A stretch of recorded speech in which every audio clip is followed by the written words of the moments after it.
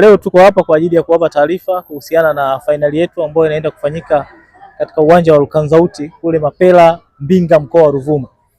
Na kwa leo tunatoa taarifa rasmi kwamba fainali yetu itafanyika siku ya tarehe 24 ya mwezi wa 5 mwaka 2026 katika uwanja wa Naitungu uliopo kijiji cha Lukanzauti huko wilaya ya Mbinga. Kwa hiyo sisi kama waratibu tumeshakamilisha taratibu zote za maandalizi ya fainali na tumeshapata mgeni rasmi ambaye atakuwa yeye ndio mgeni sasa katika ufungaji wa mashindano hayo ya Wales kwa upande wa Mbinga vijijini. Na niseme tu kwamba mgeni rasmi ambaye tutakuwa naye ni mgeni ambaye ni mkubwa, ambaye anatoka katika tasnia hii ya mpira, na tunatarajia kuwa na mgeni rasmi ambaye anaweza akatoka katika timu ambazo zinapatikana hapa Dar es Salaam.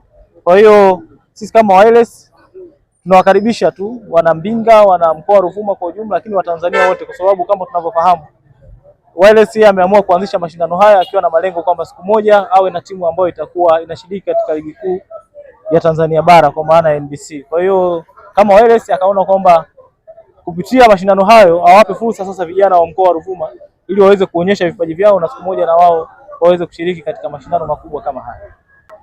Kama kawaida wazee wa Mbinga tunakuja Mbinga vijijini, sasa tunakuja kushambulia. Unajua tunaka jambo dogo. Sisi lengo kubwa ni kufanya mkoa wa Ruvuma ipate timu ya ligi kuu, kwa sababu ni muda mrefu toka Majimaji ya Songea kushuka daraja, muda mrefu Ruvuma haikupata timu ya ligi kuu. Kwa sisi kama tunataka kama influencers wa mpira, tunataka tuungane na kupambana na Wales kusupport mkoa wa Ruvuma kupata timu ya ligi kuu. Bwana, mimi nimefurahi sana kukutana na mkurugenzi na muasisi wa mashindano haya wa Wales Cup.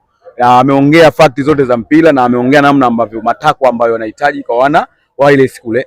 Ameongea kitu, amesema kwamba kutahitajika pia mtu mkubwa kwenye kufungua ile mashindano kule, na sisi kama watu wa mpira tunajua kabisa mtu wa mpira ni nani. Sisi kama wana Yanga tulikuwa tunaomba, bwana mheshimiwa, tulikuwa tunakuomba kwa mikono yote miwili, na ikiwezekana tupige magoti kabisa, ndugu yangu, tunaomba kabisa kwenye haya mashindano utuletee injinia Elsi, mpenda football, mpenda vijana, ambaye anapenda michezo ya Tanzania hii iende mbele na kuonyesha vipaji vya kila mmoja ambaye anatamani kupambana kwa ajili ya kuonyesha kipaji chake. Kwa tunaomba mheshimiwa, tunaomba kabisa kwa ukubwa wako na kwa heshima yako tuletee injinia ambaye ni mpenda football. Kijana, huyu ndio mratibu. Ndio. Ndio.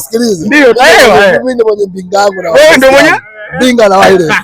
Huyu mratibu. Mkurugenzi Wales. Kwanza nadhani ataona ombi lako wewe kwamba injinia aje katika mashindano haya. Mimi naamini yeye mwenyewe anapenda kwa kitu na atapambana kadiri ya uwezo wake, japo bwana mratibu haja tu kama katuficha tu, yani kagusa kidogo kama kodi ninazo kama Ahmed. Kwa tuseme tu na iwe taarifa rasmi, Kariakoo itafika Mbinga. Kwa maana ya Kariakoo tunafahamu. Sema Kariakoo itafika Mbinga, tunafahamu.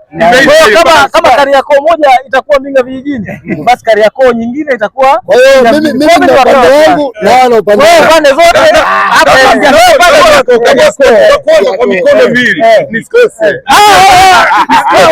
Wana kuku vijana.